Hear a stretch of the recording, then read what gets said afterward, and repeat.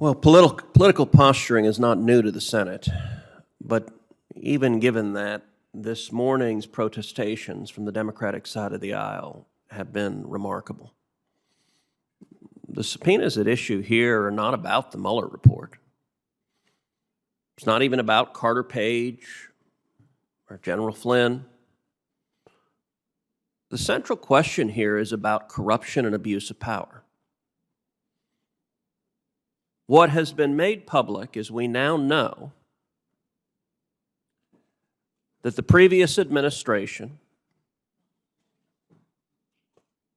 directed the FBI, the CIA, law enforcement, and intelligence to target their political opposition. This committee has now heard testimony that not only did they authorize wiretaps of a senior advisor to the Trump campaign, not only did they send in spies wearing a wire to try to monitor their opponents,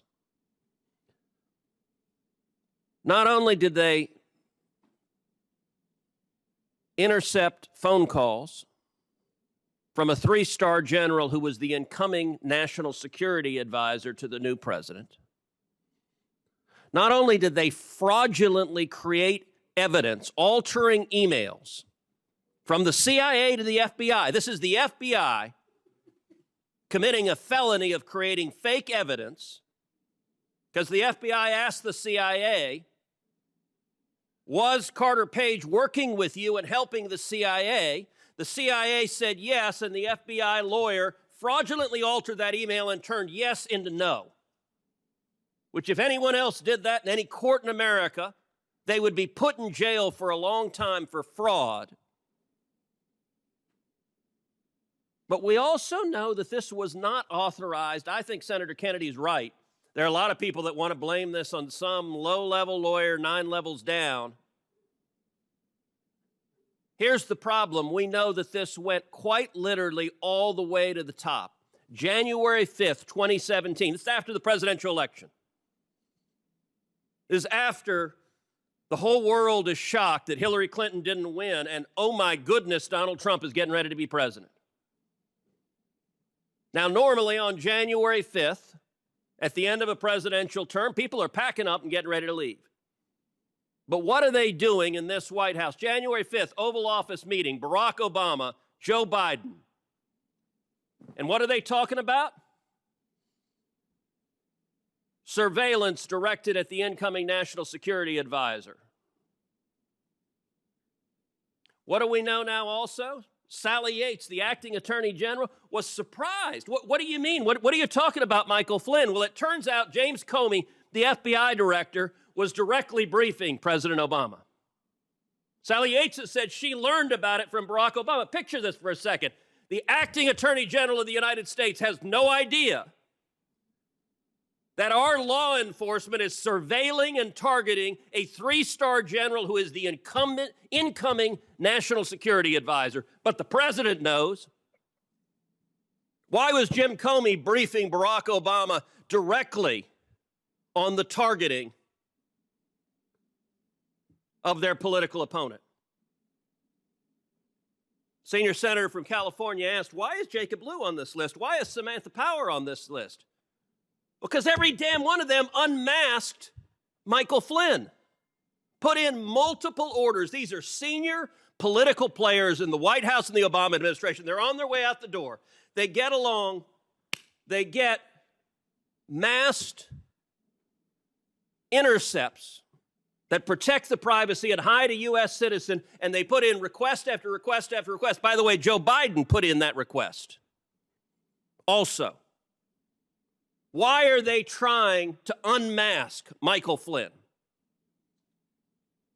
January 5th was the day after the FBI on January 4th had concluded there's no basis to investigate Michael Flynn. We're going to close the case. And by the way, they didn't just say it. They prepared the report saying, we're closing the case because there's no evidence here. Because we interviewed everyone, And there's no derogatory evidence. There's no basis to be targeting this guy, who is the incoming national security advisor for the president. January 4th is when the FBI says to close it. January 5th, there's James Comey in the Oval Office saying, we're going after him. We're going after Michael Flynn. And by the way, 15 days later, January 20th, look, there is in this room probably 500 years of government experience. I encourage all of you, pick up and read the Susan Rice email.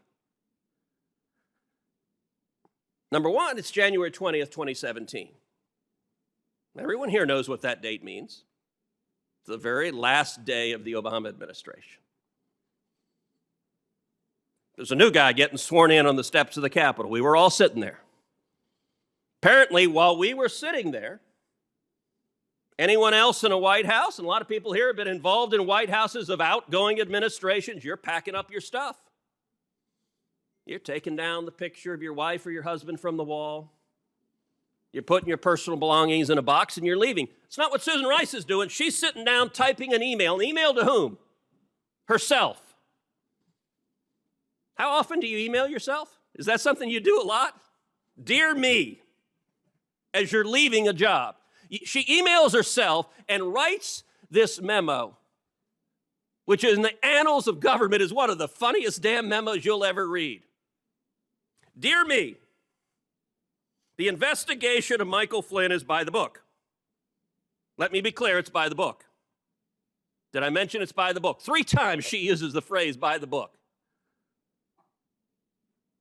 Any of you ever played poker? There's something called a tell. When someone's writing over, this is by the book, we're not doing anything wrong, that's a big indication they're scared they're doing something wrong. The only reason she writes that email is she's sitting there going, oh crap, in about an hour, these next guys are going to arrive and they might find out that we turned the FBI into the personal research arm of the DNC. Look, all of them thought Hillary was going to win. Nobody would know that they had abused law enforcement and intelligence to target their political enemies. She writes this memo. By the way, ain't nothing by the book if on January 4th they say we're closing the investigation because there's no evidence. And January 5th, the FBI director is in the Oval Office with the president saying, hey, we're going after the guy. There's no book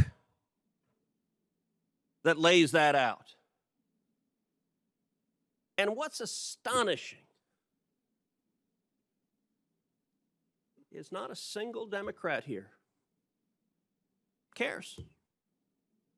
Not a one of you is troubled. Or at least you won't say it publicly. Now, I get it. It's an election year. Joe Biden's your nominee. For God's sakes, you don't want to uncover something that shows that Joe Biden was part of corruption. Barack Obama, I get it, you revere. You don't want to reveal that he was involved in the corruption, and you can't reveal Joe Biden was. So yesterday's hearing, we got Rod Rosenstein, the number 2 guy at DOJ, who on every answer is like, I didn't know. I didn't know. No, I didn't know that. No, I didn't know that. I didn't know that. I didn't know what I was signing was completely false. And what was amazing about the questions from the Democrats is none of y'all cared. You're just like, oh, let's ask about something else. Let's ask, no, don't talk about this. Look, this committee ought to care, and let's be clear, we had a lot of talk about if the shoe were on the other foot. Pause for a second and imagine how you would feel if Donald J. Trump was doing exactly what Barack Obama and Joe Biden did. So right now, you guys copacetic with Trump putting wiretaps on the Joe Biden presidential campaign? Everything cool if Trump has the FBI send in agents wearing wires to the Joe Biden campaign? That's all good. Everything all right if they fraudulently create evidence. They doctor emails from the CIA and send it to a court under oath. No problem there? This is an absolute outrage and abuse of power. And by the way, to be clear, because I'm sure someone on Twitter will say, now Cruz has called for using the FBI to go after Joe Biden. No, to the contrary. Law enforcement and intelligence ought to be apolitical. We should enforce the law regardless of party, and this committee ought to be deeply concerned. It's not about revisiting the Mueller report. Was there a partisan, deliberate decision that we're going to use the machinery of government to go after and target our political opponents? Because there's more and more evidence that looks like it was, and that ought to concern everyone on this committee, because I guarantee you what one administration abuses, another administration is going to abuse, and that is dangerous for this country.